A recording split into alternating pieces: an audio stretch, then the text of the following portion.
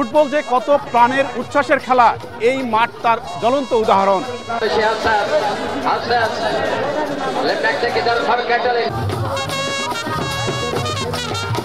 নওগাঁর পত্নীতলার পাবলিক এই মাঠটি এই মুহূর্তে কানায় কানায় পরিপূর্ণ।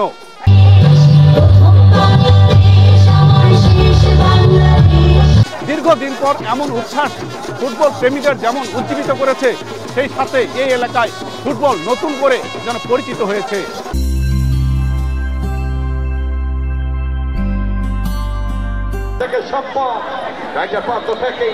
ছোট করে বানালেন লিখন ওই নাটোরের কাঁচা গোল্লা, এবারে দুর্গা বিরামপুর মধ্যমাঠ ক্যাপলান অ্যাটাকিং মিডফিল্ডে খেলে থাকে রাতি ছোটখাটো ধরনের একেবারে নেবে এই যাত্রায় রাতি ঠিক করেছে উদ্দেশ্য সেখানে রাতি কথা দিলেন সম্পদ পেয়েছেন খুব পেতে দিতে হাত পেতে দিলেন আবারও কিন্তু হীরা ঘোষ চূড়ান্ত গতিতে সেখানে প্লাবনের বাধা প্লাবন দেখছেন কাকে দেবেন ছোট করে বানালেন সেখান থেকে আবার প্লাবন বন্ধ করে ছোট করে দেবার চেষ্টা দিয়েছেন মাইনাস করে সুযোগের উদ্দেশ্যে সুযোগ দেখছেন কাকে দেবেন হাত থেকে প্লাবন লম্বা করে ভালিকা দিলেন সেখানে ওই নুরুজ্জামানের হ্যান্ড সেখান থেকে রাখি ক্লিয়ার করার চেষ্টা দুর্গা থেকে নুরুজ্জামান রাইটুন থেকে আবারও রাইট ব্যাক পজিশন থেকে রাইটুন নিয়ে যাওয়ার চেষ্টা দেখছেন কাকে দিবেন কাটালেন ওই পাসপোর্টকে কিন্তু কাটিং করবেন আবারও সানি দীর্ঘদিনের পরীক্ষিত ফুটবলার সানি ভালো খেলে আমরা জানি দিয়েছেন প্রতিপক্ষের সীমানায় সেখানে রুবেল লম্বা করে ক্লিয়ার করতে সক্ষম হবেন সতীর্থ খেলোয়াড় সুযোগ দিয়েছেন রাহাতের উদ্দেশ্যে সামনে বানালেন কিন্তু ফুল পাস কাকে দিলেন দাঁড়ান আওয়াজ। আমাদের পত্নীতলাতে এরকম কোনো খেলা ছিল না বা খেলা হয় নাই। আমরা 5 আগস্টের পরে এই খেলা আমরা সবার জন্যে পত্নীতলা থানা সবার বাধামোরাটের জন্য খেলাটা শুরু করেছি। এই খেলাতে মানুষের যে সাড়া পেয়েছি আমার মনে হয় প্রতিটা বছর আমরা এই খেলা ছাড়বো। এই জাতীয় খেলা যদি হয় মানুষের মধ্যে সুস্থতা ফিরে আসবে, যারা নেশাগ্রস্ত তারা নেশাগ্রস্ত করবে না, কারণ এই সময়ের যে এই খেলা 17টা বছর ছিল না।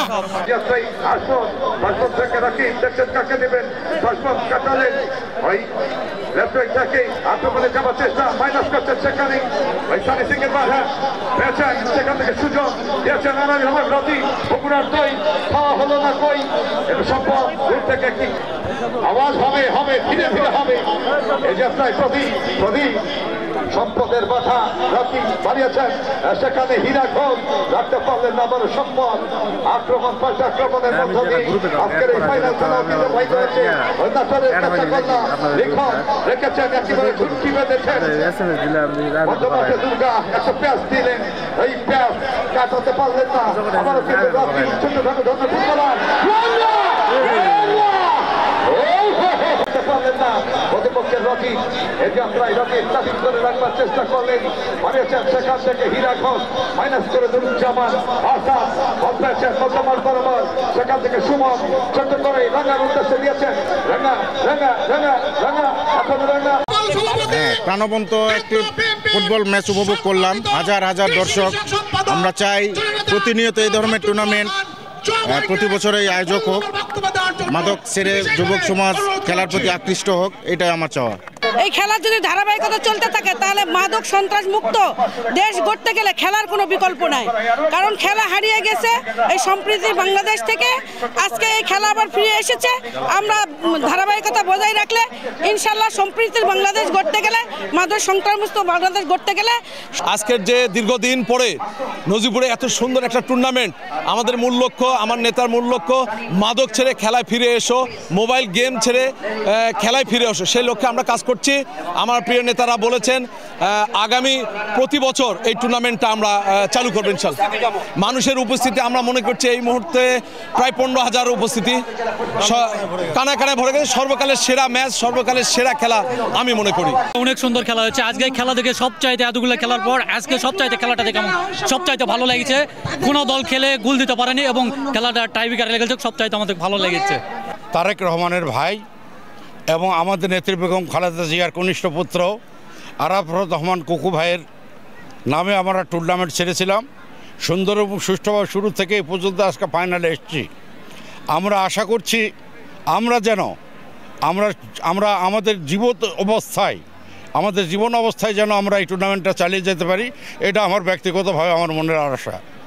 ব্যাপারটা খেলা বেশি হওয়ার প্রয়োজনটা একটাই, এই যে যুব সমাজটা কিন্তু অবক্ষয়ের পথে, মাদক টাদক বিভিন্ন ধরনের বিভিন্ন কর্মকাণ্ডে তারা লিপ্ত হয়েছে, তাদেরকে ফিরানোর একমাত্র পথ হলো মাঠে যদি তারা আসা যায় তাদের কিন্তু মন মানসিকতা পরিবর্তন হবে। এই কারণের জন্য আমরা উপলব্ধি করেছি এবং আমাদের সহকর্মীরা সকলে মিলে আমরা চিন্তা ভাবনা করেছি প্রত্যেক বছর আমরা আরাফাত রহমানের নামে এই টুর্নামেন্ট আমরা চালিয়ে যাব। এদিকে প্রস্তুত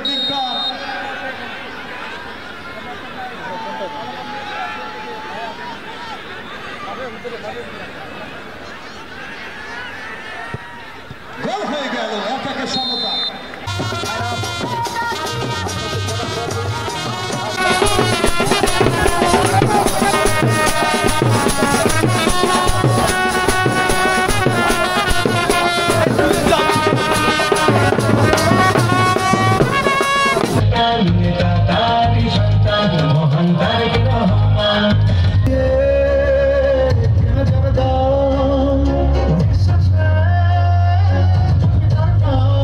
আগামীতে আবারও তাদের এই প্রাণের খেলা দেখতে চাই।